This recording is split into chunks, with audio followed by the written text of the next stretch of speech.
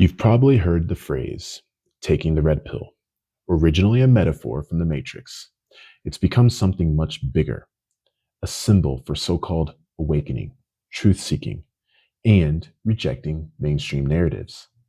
But what if I told you modern red pill movement isn't about truth at all?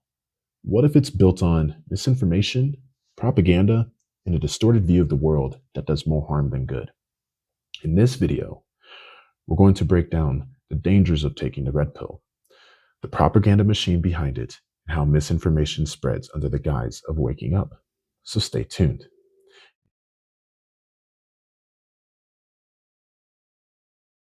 If you're new to this channel, hi. I'm a historian who specializes in misinformation, deception, and propaganda tactics. So let's dive in. Let's start with the origins.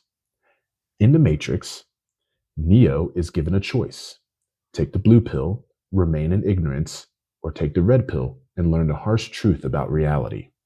This metaphor was originally meant to represent breaking free from illusion, an idea that resonated with many. But over time, this concept was co-opted, particularly by the men's rights and anti-feminist communities. Online spaces like Reddit's now banned the red pill forums forums like 4chan and the manosphere twisted the idea into something completely different. Instead of seeking truth, it became a way to justify resentment, particularly against women, progressivism, progressivism, sorry, and even democracy itself. All right. So think about that. That's what this has turned into. And one of the biggest dangers of the red pill and the red pill ideology is the sheer amount of misinformation that it spreads, which is why I'm here talking to you today. These communities thrive on cherry picking data, misinterpreting studies, and outright falsehoods to support their narratives. So let's look at some examples.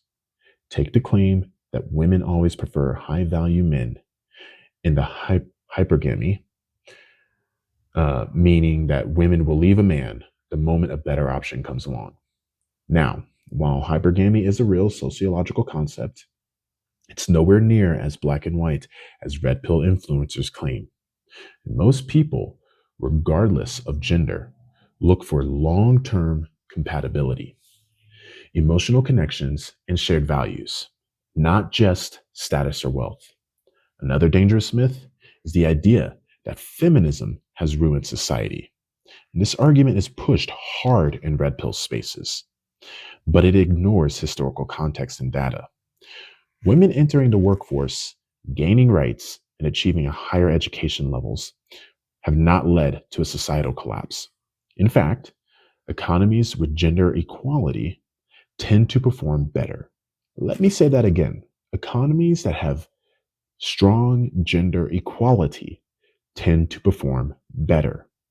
Case in point, look at Scandinavian and Western European countries. There you go. Now, let's get back on topic. Marriage rates are declining, but for a variety of economic and social reasons, not because women have too many rights. And yet, red pill influencers push these half-truths and outright lies because they know fear and resentment get more clicks than nuanced discussions. Does that sound familiar? Does that sound kind of like what the media plays into in this country? Plays on our fears, right? Fear, resentment, othering. So, why does the red pill movement spread so quickly? One word: propaganda. The internet has made it easy for bad actors to manipulate emotions and spread extreme ideas. Red pill content thrives on an us versus them mentality by constantly portraying men as victims and women as the enemy. And they create echo chambers where anger is seen as truth and questioning the narrative is considered weak. Red pill influencers also use selective editing and exaggerated claims to make their points seem irrefutable. They take clips of women saying controversial things, they remove all the context, and they use that as proof that all women are manipulative or disloyal. They reference outdated, debunked statistics to prove that society is rigged against men. And worst of all, they profit. That's right. They profit from this anger selling, from anger selling courses, from books and consultations to men desperate for answers. This isn't truth seeking. It's a grift, right? These people are grifters. That's all you need to know about them. But it all has a psychological effect. So let's talk about what happens when someone actually takes the red pill. At first, it might feel empowering. You might feel like you uncovered hidden knowledge, like you are part of a select few who see reality as it really is. But over time, this mindset can have severe consequences. Studies show that prolonged exposure to negative worldviews, especially ones that frame relationships in adversarial terms, leads to increased anxiety, depression, and social isolation. And many men in the red pill community find themselves unable to form healthy relationships, not because women are broken, but because they've been conditioned to distrust and resent them. The sad thing is that I've actually known people and considered people friends who are part of this community. And I wonder, because I don't talk to them anymore, because I've grown up, if they are still taking the red pill and if they're still struggling with, the opposite sex. I often wonder that. Whatever. I won't know because I don't talk to them. But even worse, some take it to the extreme and they fall into black-pilled nihilism or even violent extremism. And multiple attacks in recent years, from the incel movement to the anti-feminist shooters, have cited red pill beliefs as a part of their radicalization. Now, if you're new here, I made a video last week. I made a video in the past about the radicalization pipeline. And I would urge you to go and watch that video and then also come back to this one, or watch this one and then go watch that one and notice if you see a trend, right? Because these movements, people think radicalization and they think just terrorism in general. And that's not the case. People can be radicalized towards any movement. Look at my beloved sport of football, right? Soccer, as we call it here in America. And what was really popular in the 70s and 80s? Hooliganism. Now that's kind of died down over the years. And the better parts of that culture has remained, like, fan chants, flares, all of that type of stuff, like the wall or whatever it is in Dortmund, all of that, right? That's all. But you could put that in a radicalization pipeline process and it would still spit out radicalized, right? There's the reason why fan exists. It's part of the word fanatic, right? So, not to get off topic here, but if you see somebody going down this radicalization pipeline, there you go. But how can you break free?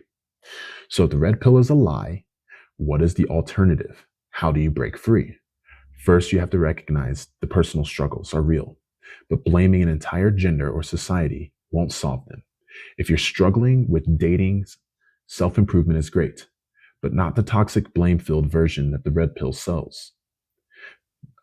Building confidence, communication skills, and emotional intelligence will do far more for you than any alpha male course ever could. Second, learn to critically evaluate information. Just because something sounds convincing doesn't mean it's true. Check your sources, look for alternative perspectives, avoid echo chambers that reinforce only your worldview. And finally, if you've been deep in red pill spaces, understand that it's okay to change your mind. Many former red pill followers have spoken about how they felt trapped in a cycle of negativity before they broke free.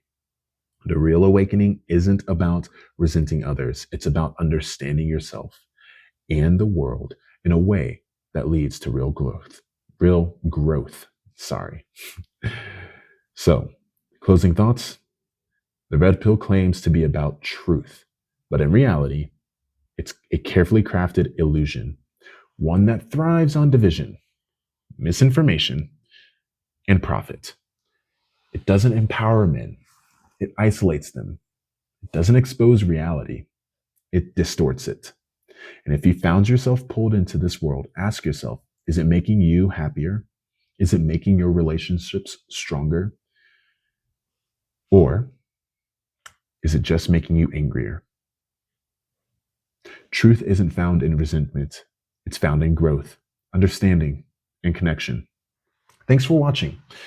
And if this video resonates with you, leave a comment, share it with someone who needs to hear it, and then subscribe for more discussions on truth, misinformation, and personal growth. Stay critical, stay curious, and most importantly, stay human.